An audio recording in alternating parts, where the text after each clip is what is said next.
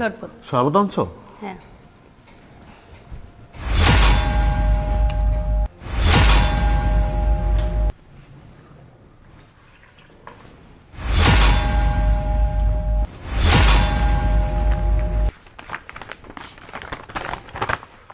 Sir, এই শরবত খাবেন না, এতে চেতনানাশক ওষুধ মিশানো আছে।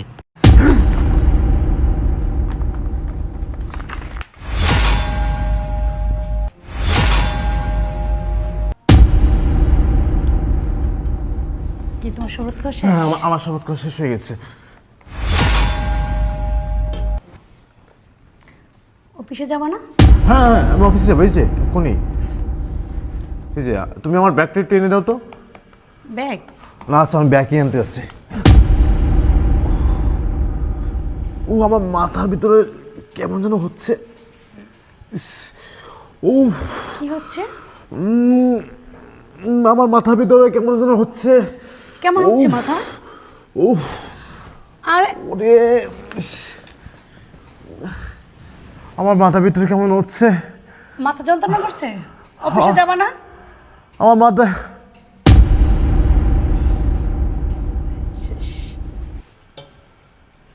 অবশ্যই আমার ওষুধটা কাজ করছে।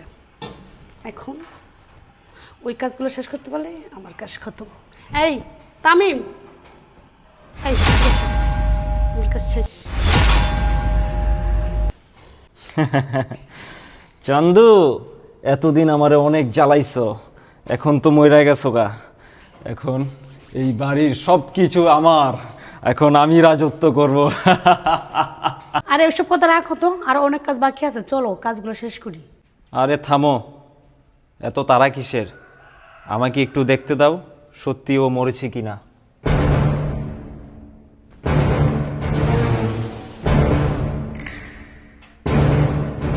আরে তুমি কি দেখতেছো? আমি যে ওষুধ ওর খাওয়াইছি আমার মনে হয় না যে ওই আর বাঁচবে। তারপর একটু যাচাই করে নেওয়া ভালো না? আরে চলো তো, যাচাই করার সময় নেই। চলো টাকা পয়সা নিয়ে ব্যাগ গুছিয়ে আমরা চলি। আরে থামো তো, চেক করব না ও সত্যি সত্যি মরেছে কিনা? কারণ ও যদি মারা না যায় তাহলে তো আমারই বিপদ হবে। এই সমাজের মানুষ আমাকেই দোষ দিবে যে তুই এই বাসার চাকরের হয়ে তুই তোর সাহেবকে মেরে ফেলেছিস। আর যদি জানতে পারে তোমার আমার সাথে একটা অনৈতিক সম্পর্ক চলছে, সেই জন্য আমি ওকে মেরে ফেলেছি, তাহলে তো বিপদ আমারই হবে। আর তুমি তো ভালোভাবে জানো আমি থানা পুলিশ অনেক ভয় পাই। এই মৃত্যুর দায় যদি আমার ঘাড়ে পড়ে তাহলে তো আমার ফাঁসি হবে। না না, এই জন্য একটু সাবধানে আবার যাচাই বাছাই করে দেখি। সাবধানের মাই নাই।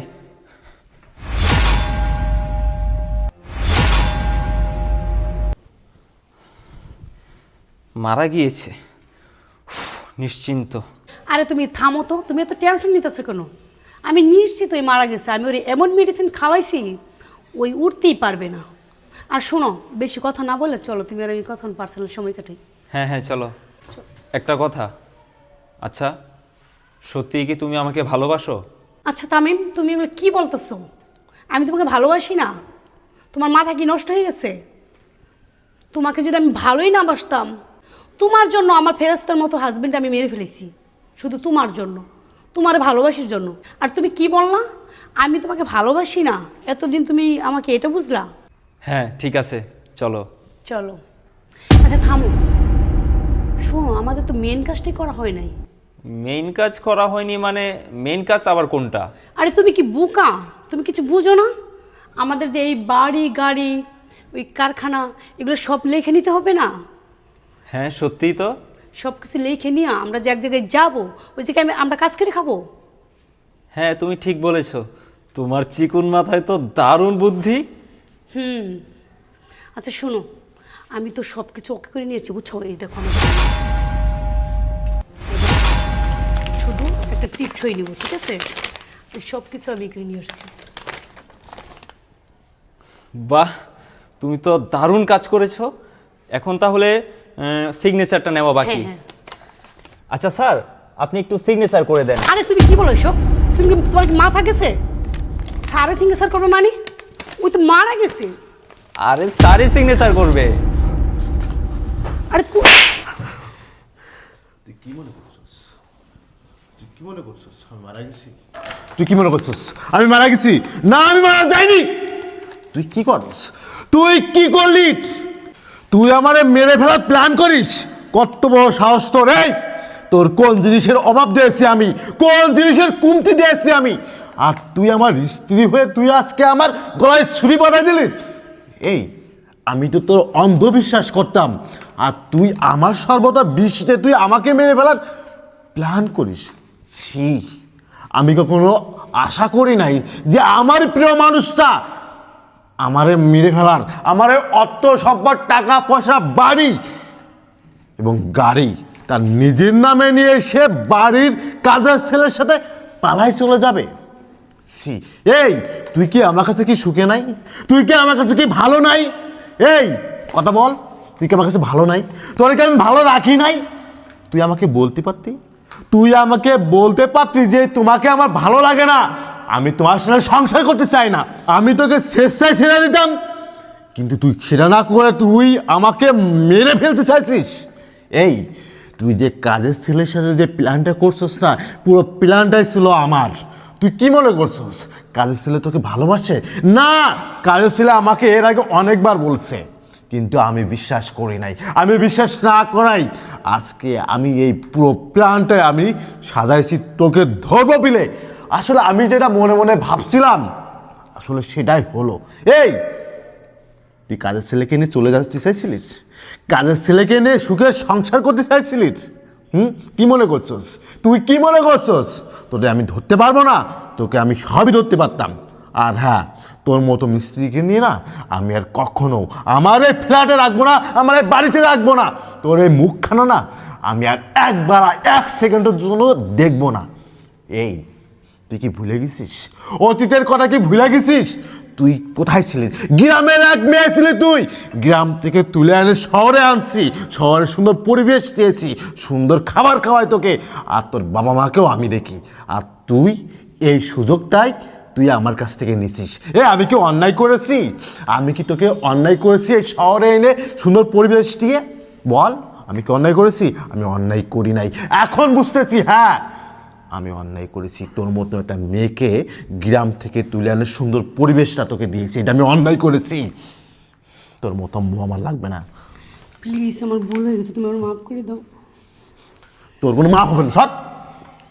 তোর মতো মিস্ত্রিকে মাফ করলে না, ভবিষ্যতে না তুই আবার আমাকে সবল দিবি। কারণ তোকে ভালো লাগার পরেও যে তুই এক কাজের ছেলের সাথে, আমারই বাসায় কাজের ছেলের সাথে তুই অনৈতিক কাজ করতে চাস। তুমি আমাকে এইবার মতো মাফ করে দাও, তুমি আমার আরেকটা বার সুযোগ দাও, আমি এরকম ভুল আর করবো না। যে স্ত্রী না, যে স্ত্রী একটা ইস্তামাইনে স্বামীর অর্থ সম্পদ, বাড়ি গাড়ি টাকা ফ্যাক্টরি লিখে নিতে পারে, সেই স্ত্রীকে না কখনো মাফ করা যায় না। তুই কত বড় অন্যায় করছস, কত বড় অপরাধ করছস, সেটা তুই তোর নিজের বিবেকের কাছে প্রশ্ন কর। আমি তোর জন্য কি করি নাই? তুই যখন যেটা চাইছস তখন সেটা আমি তোকে পূরণ করেছি। তুই গতকালকেও বলছস যে তোর 5 লক্ষ টাকা লাগবে, সেই 5 লক্ষ টাকা আমি তোকে দিয়েছি। আচ্ছা তুই একটা কথা বলতো, কালকে যে 5 লক্ষ টাকা তুই নিয়েছস, এই 5 লক্ষ টাকা তুই কাকে দিয়েছস? তুই কি তোর বাবা মাকে দিয়েছস, না তুই অন্য কাউকে দিয়েছস? তুই এই 5 লক্ষ টাকা তুই তোর বাবা মাকে দিয়েছিস, তাও না আমার কোনো সমস্যা নাই। তুই যেহেতু তোর বাবা মাকে দিয়েছিস কোনো সমস্যা নাই, কিন্তু তুই আছে যে কাজটা আমার সাথে করেছিস, এই কাজটা অনেক বড় অপরাধ করেছিস। আর তোর মতো মিস্ত্রি যে ঘরে থাকবে না, সেই ঘরটাই না পুরো জাহান্নাম হয়ে যাইব। তোদের মতো মিস্ত্রিরা না স্বামীদেরকে মিষ্টি কথা বলে না তোরা সবল মারিস কাল সাপের মতন, তোদেরকে না মাফ করা যায় না। আমি চাইলে না, প্লিজ তুমি আমার আরেকটা বার সুযোগ দাও। আমি চাইলে না তোকে এক্ষুনি পুলিশে দিতে পারতাম, কিন্তু আমি তোকে পুলিশে দেবো না, কারণ আমার এই এলাকায় একটা ইজ্জত সম্মান আছে, এই এলাকায় আমার একটা ডিমান্ড আছে, এই এলাকায় আমার একটা সম্মান আছে। আমি চাইনি আমার সম্মানটা নষ্ট হয়ে যাক তোর জন্য। যে সম্মানটা তুই নষ্ট করেছিস সেটা আর আমি চাই না। যা, তুই চলে যা, তুই চলে যা আমার সামনে থেকে। তোর মুখখানা আমি আর দেখবো না। যা, বেরো, বেরো আমার সামনে থেকে। দাঁড়াচ্ছিস কেন? তুই দাঁড়াচ্ছিস কেন? আরেকটা বার। তোর 1 সেকেন্ডও টাইম হইব না এই বাসায় তোর 1 সেকেন্ড টাইম থাকবে না। I say get out. যা, বেরো। গ্রাম থেকে উঠে আনছিলাম তোকে, গ্রাম থেকে উঠে আনছিলাম, তোর মতন কান্নাগিনকে নিয়ে না আমি আমার সংসার করব না। গ্রাম থেকে উঠে এনে অপরাধ করেছিলাম না, অপরাধ করি নাই।